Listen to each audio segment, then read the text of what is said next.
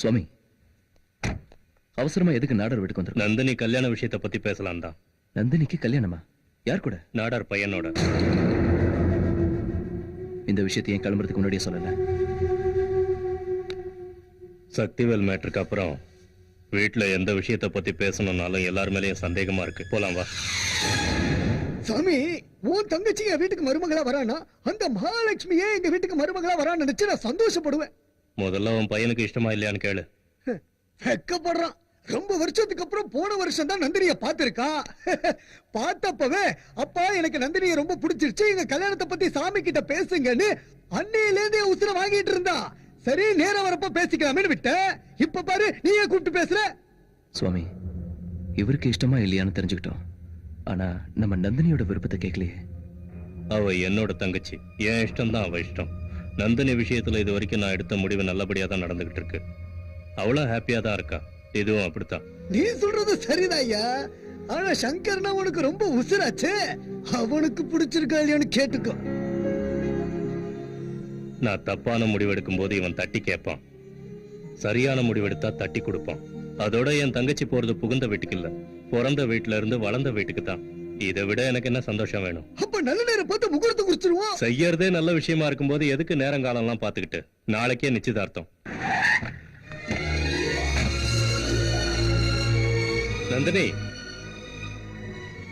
அம்மா நந்தினி. அண்ணா, என்னண்ணா? என்னண்ணா அப்படி பாக்குற? கல்யாணம் பண்ணி கொடுக்கிற சந்தோஷத்தை விட கூட பிறந்தவளை பிரியற துக்கம் அதிகமா இருக்கும்னு சொல்லுவாங்க. எனக்கு அந்த மாதிரி இல்லம்மா. ஏன்னா நாளைக்கு நீ கல்யாணமாக்கி போனாலும் 3 நாள் இங்க இருந்தா 3 மாசம் உன் கூட இருப்ப.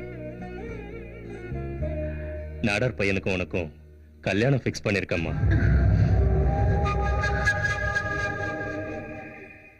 அதேனதையா இவ்வளவு பெரிய விஷயத்த நாத சொல்ற மாதிரி நைஸா சொல்றீங்க. கெட்டி மேல மாதிரி கெட்டியா சொல்ல வேண்டாம். சின்னம்மா, உங்களுக்கு சீக்கிரமான செல்லம்மா, நாளைக்கே நிச்சயதார்த்தம். ஏற்பாடெல்லாம் அமக்களமா இருக்கணும்.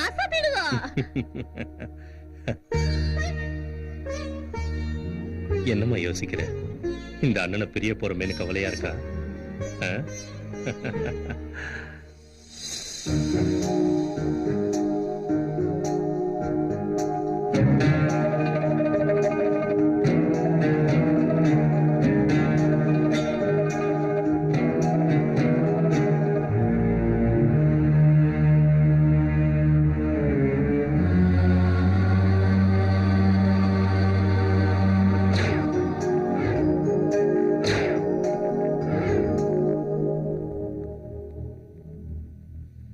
நான் காதலிக்கிற விஷயத்தை சொல்றதுக்கு முன்னாடி அண்ணன் கல்யாணத்தை பிக்ஸ் பண்ணிட்டாரு. இப்ப என்ன பண்றது? நந்தினி, என் மேல உனக்கு நம்பிக்கை இருக்குல்ல? இருக்கு. உனக்கு தைரியம் இருக்கா?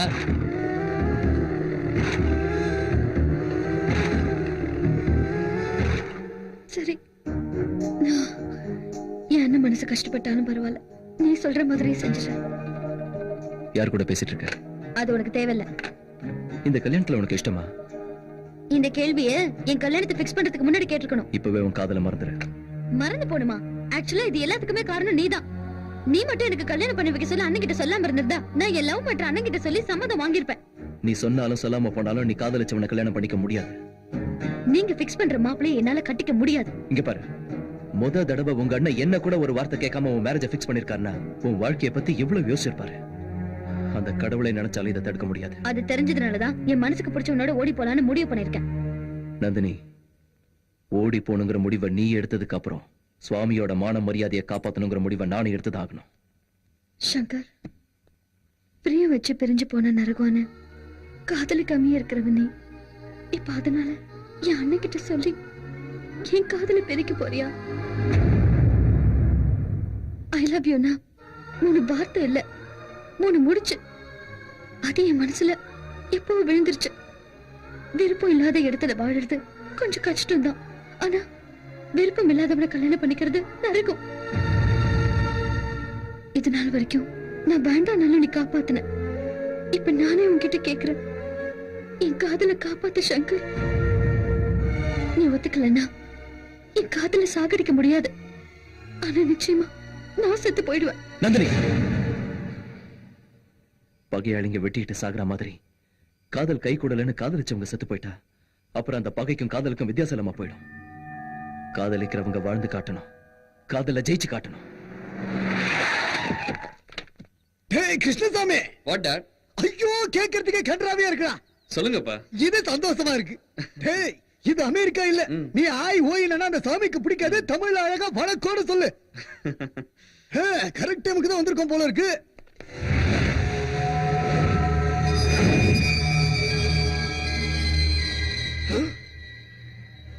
என்னடா புகரியில ரத்தமா இருக்கு?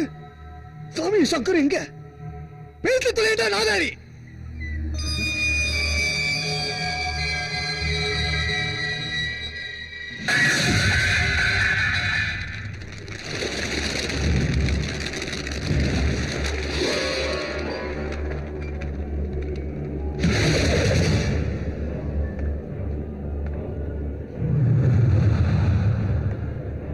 சுவாமி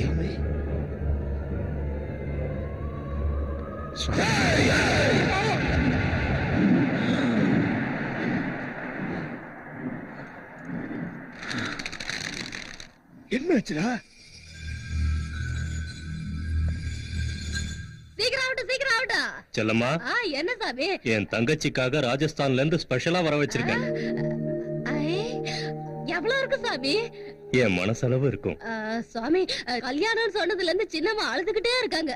இவ்வளவு நாள் என்ன பிரிஞ்சே இருந்துட்டால, இப்போ என்ன பிரிய போறத நினைச்சு அடறாளோ என்னவோ. போய் என் தங்கச்சியை வர சொல்லு.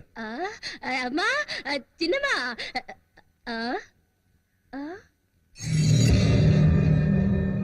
சாமி, என்ற சாமி. சின்னம்மா ரூம்ல இல்ல. இந்த லெட்டர் தான் சாமி இருந்தது. அண்ணா, என் கல்யாண விஷயத்துல உனக்கே தெரியாம நீ முறையா தப்பு பண்ணிட்ட. நம்ம மனசுக்கு தப்புன்னு படுறத 1000 பேர் சொன்னாலும் செய்யக்கூடாது, சரின்னு படுறத யார் தடுத்தாலும் செய்யணும்னு நீதான் அடிக்கடி சொல்வ. நான் ஒருத்தரை காதலிக்கிறேன். அது வேற யாரும் கிடையாது, உனக்கு ரொம்ப பிடிச்ச சங்கர்.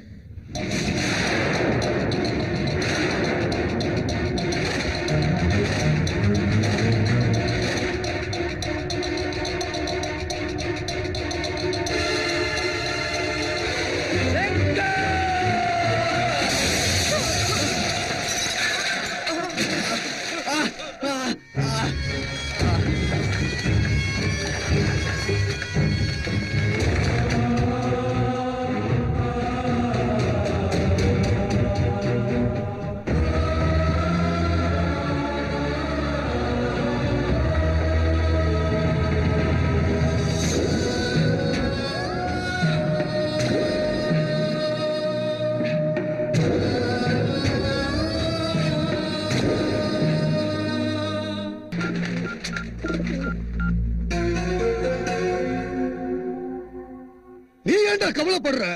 உனக்கும் எனக்கும் போனது மானம் தான். ஆனா சாமிக்கு உசிரே போச்சு.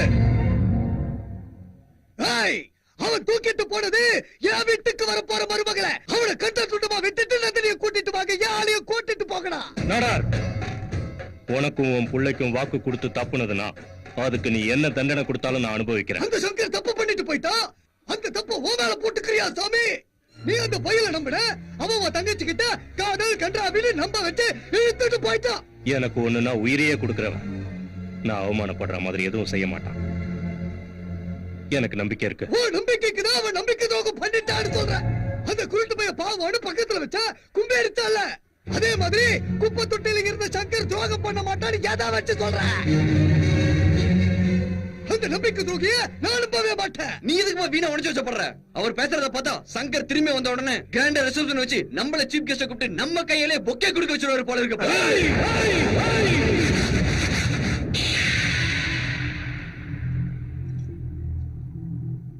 நாடாரு, நீ சொன்ன மாதிரி அவன் எனக்கு துரோகம் பண்ணியிருந்தா அவனை வெட்டி போட்டுட்டு என் தங்கச்சியை கூட்டிட்டு வந்து உன் மருமகளாக்குற.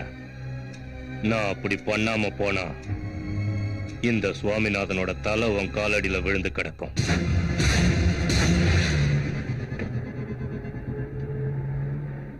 சங்கர்,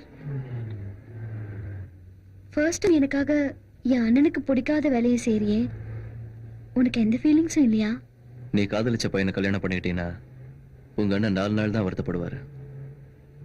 ஆனா உனக்கு ஏதாவது ஒண்ணு ஆயிடுச்சுன்னா அவர் உயிரடியா இருக்க மாட்டார். உன் லவர் மாயவர நந்தி கோயில்ல இருக்கானா, வருவானா?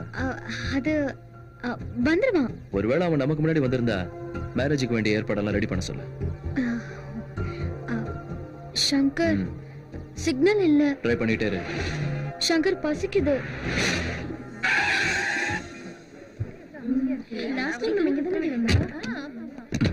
நீ இறங்க வேண்டாம். உனக்கு என்ன வேணும்? உனக்கு எது பிடிக்குமோ அதான் சாப்பிட போறவ நீ, நான் இல்ல. நானும் அதை தான் சொல்றேன். நீ என்ன சாப்பிட போறியோ அதை எனக்கும் வாங்கிட்டு வா. சார் தான் எவ்வளவு ஒருத்தன் லவ் பண்றான் பார், அவனுக்கு கோயில் கட்டணும். லவ். நான் லவ் பண்றேன். லவ். நீ லவ் பண்ற.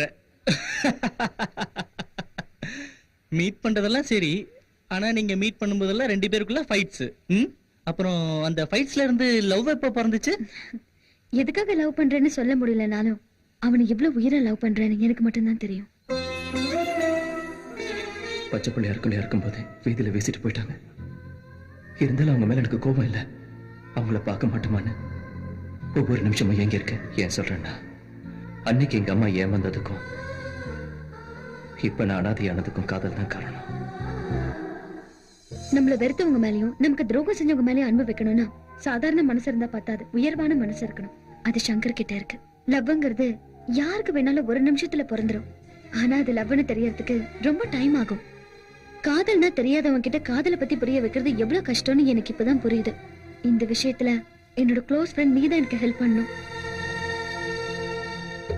நான் காதலிக்கிற விஷயத்த அவங்கிட்ட சொல்றதுக்கு முன்னாடியே அண்ணன் கல்யாணத்தை பிக்ஸ் பண்ணிட்டாரு. சங்கர் வீட்ல இருக்கிற வரைக்கும் அவன் சாமியை பத்தி நினைப்பானே தவிர உன் லவ் பத்தி கொஞ்சம் கூட நினைச்சு பார்க்க மாட்டான். சங்கர் உன்னை பத்தி நினைக்கணும்னா நீ அவனை முதல்ல வெளியே கூட்டு போ. நீ எப்படி கூட்டு போவன்ல எனக்கு தெரியாது, ஆனா அவன் இல்லாம உன்னால உயிர் வாழ முடியாதுங்கறத மட்டும் அவனுக்கு புரிய வை. அப்ப மட்டும் ஒத்துப்பானு எப்படி நம்புறது? கண்டிப்பா ஒத்துப்பான்ப்பா. உங்க அண்ணன் ஏற்பாடு பண்ண சம்மந்தத்தை நீ வேணான்னு சொல்லிட்டு அவன் கூட போறேன்னா அவனை நீ எவ்வளவு லவ் பண்றங்கிற விஷயத்த அவன் நல்லா புரிஞ்சுக்குவான். காதல் ரொம்ப உயர்வானது. அது நம்பினவங்களை கண்டிப்பா வாழ வைக்கும். Best of luck.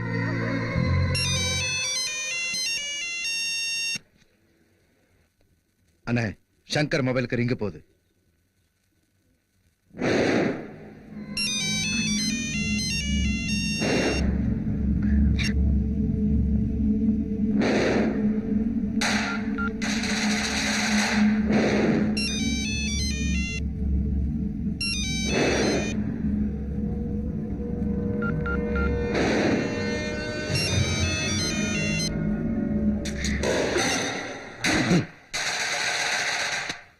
அவன் ஏன் போன் எடுக்கிறான்?